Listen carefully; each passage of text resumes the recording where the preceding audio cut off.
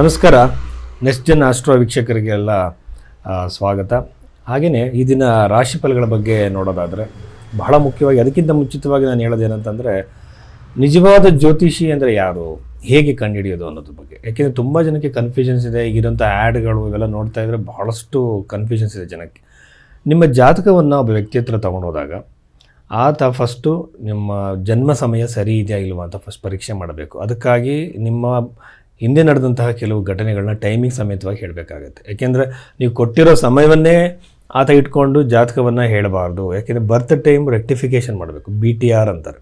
ಇದ್ರ ಪ್ರಕಾರ ಜನ್ಮ ಸಮಯವನ್ನು ಲಗ್ನವನ್ನು ಕಂಡಿಡಿದ ನಂತರ ನಿಮ್ಮ ಭವಿಷ್ಯವನ್ನು ಹೇಳೋಕ್ಕೆ ಸ್ಟಾರ್ಟ್ ಮಾಡಿದ್ಮೇಲೆ ಅನಂತರದಲ್ಲಿ ದಶೆಗಳನ್ನು 2-3 ದಶೆಗಳನ್ನು ಅಪ್ಲೈ ಮಾಡಿ ಅದರ ನಂತರದಲ್ಲಿ ಪ್ರಶ್ನೆಶಾಸ್ತ್ರ ಆಗಿರ್ಬೋದು, ದಶೆಗಳಾಗಿರ್ಬೋದು, ಮತ್ತು ಚರದಶೆ, ಆಮೇಲೆ ಮಾಂಡುಕ ದಶೆ, ಆಮೇಲೆ ಯೋಗಿನಿ ದಶೆಗಳಂತೆಲ್ಲ ಇದೆ.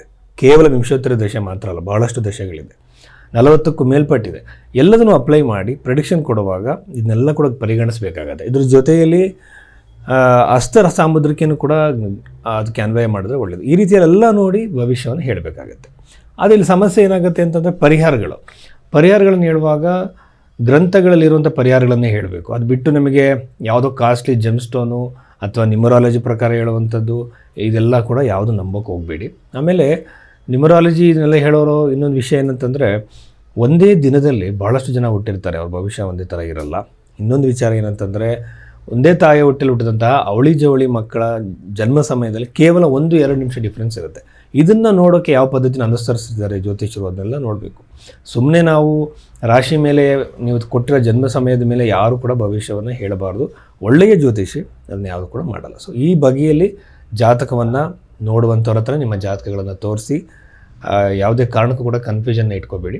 ಸೊ ಇಷ್ಟು ವಿಚಾರಗಳಿದೆ. ಆದರೆ ಈ ದಿನ ರಾಶಿ ಫಲಗಳ ಬಗ್ಗೆ ನಾವು ಮಾತಾಡೋದಾದರೆ ರಾಶಿ ಫಲಗಳಲ್ಲಿ ಮುಖ್ಯವಾಗಿ ಮಂತ್ರೇಶ್ವರ ರಚಿತವಾಗಿರುವಂತಹ ಫಲದೀಪಕ ಗ್ರಂಥದ ಆಧಾರವಾಗಿ ಅದರಲ್ಲಿ ರಾಶಿ ಫಲದ ಬಗ್ಗೆ ಏನು ನಿರ್ಣಯ ನೀಡಿದ್ದಾರೆ ಆ ಒಂದು ಪ್ರಿನ್ಸಿಪಲ್ಸ್ಗಳನ್ನ ಅಪ್ಲೈ ಮಾಡಿ ರಾಶಿ ಫಲವನ್ನು ನಾವು ಹೇಳ್ತಾ ಇದ್ದೀವಿ. ಇದನ್ನು ಕರ್ಕಾಟಕ ರಾಶಿಗೆ ಸಂಬಂಧಪಟ್ಟಂತೆ ಮಂತ್ರೇಶ್ವರ ರಚಿತ ಫಲದೀಪಿಕ ಗ್ರಂಥದ ಆಧಾರವಾಗಿ ನಾವು ಒಂದು ಈ ಚಂದ್ರ ರಾಶಿಯಿಂದ ನೋಡೋದಾದರೆ ಏನೆಲ್ಲ ಗ್ಘಟನೆಗಳು ನಡಿಬೋದು ಅನ್ನೋದ್ರ ಬಗ್ಗೆ ನಾವು ವಿಶ್ಲೇಷಣೆ ಮಾಡೋದಾದರೆ ರಾಶಿಯಲ್ಲಿ ಕರ್ಕಾಟಕ ರಾಶಿಯಲ್ಲಿ ಗುರುಗ್ರಹ ಇರುವಂಥದ್ದು ಇದು ಬಹಳ ಶುಭ ಅಂತ ಹೇಳ್ಬೋದು. ಯಾಕೆಂದರೆ ಗುರುಗ್ರಹ ಬಹಳ ನಿಧಾನವಾಗಿ ಚಲಿಸುವಂಥ ಗ್ರಹ, ಜೊತೆಯಲ್ಲಿ ತನ್ನ ಒಂದು ಉಚ್ಚ ಸ್ಥಾನದಲ್ಲಿ ಗುರುಗ್ರಹ ಇರುವಂಥದ್ದು ಬಹಳ ಬಹಳ ಒಳ್ಳೆಯದು.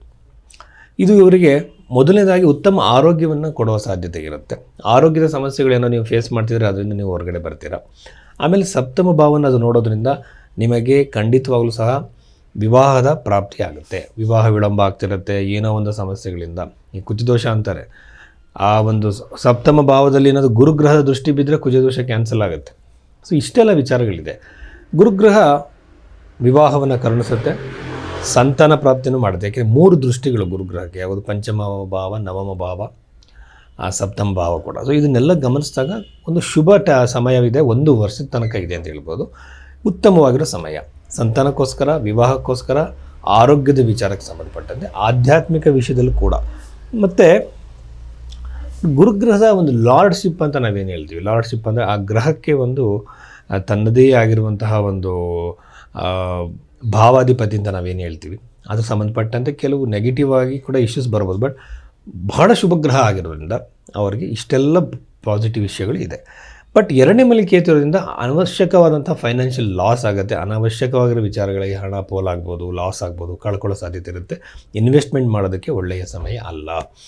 ಹೊಸ ಬಿಸ್ನೆಸ್ಗಳು ಮಾಡೋದಕ್ಕೂ ಕೂಡ ಇದು ಒಳ್ಳೆಯ ಸಮಯ ಅಲ್ಲ.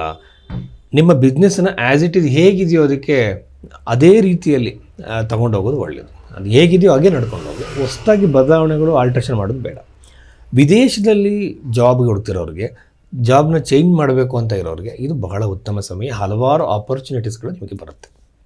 ಸೊ ಆ ಆಪರ್ಚುನಿಟೀಸ್ಗಳನ್ನ ನೀವು ಸರಿಯಾಗಿ ಉಪಯೋಗಿಸ್ಕೊಂಡ್ರೆ ಖಂಡಿತವಾಗ್ಲೂ ಒಳ್ಳೆ ಪೊಸಿಷನ್ಗೆ ಹೋಗ್ಬೋದು. ಬಟ್ ಇದಕ್ಕೂ ದಶೆ ನಿಮಗೆ ಸರಿಯಾಗಿ ಫೇವರೇಬಲ್ ಆಗಿರಬೇಕು. ದಶೆ ಫೇವರೇಬಲ್ ಆಗಿದ್ದು ಚಂದ್ರ ರಾಶಿಯಿಂದಲೂ ಕೂಡ ನಮಗೆ ಪಾಸಿಟಿವ್ ಆಗಿ ಎಲ್ಲ ಬದಲಾವಣೆ ಆಗಿದೆ. 100% ತಿಳ್ಕೊಳ್ಳಿ, ಕರಿಯರಲ್ಲಿ ದೊಡ್ಡ ಮಟ್ಟದ ಬದಲಾವಣೆ ಆಗುತ್ತೆ. ಅದು whether it is a private or government. So ಎರಡರಲ್ಲಿ ಯಾವ್ದು ಬೇಕಾದ್ರೂ ಆಗ್ಬೋದು. ಆಮೇಲೆ 3ನೇ ಮನೆಯಲ್ಲಿ ಶುಕ್ರಗ್ರಹ ಇದು ಚತುರ್ಥಕ್ಕೆ ಬರುತ್ತೆ.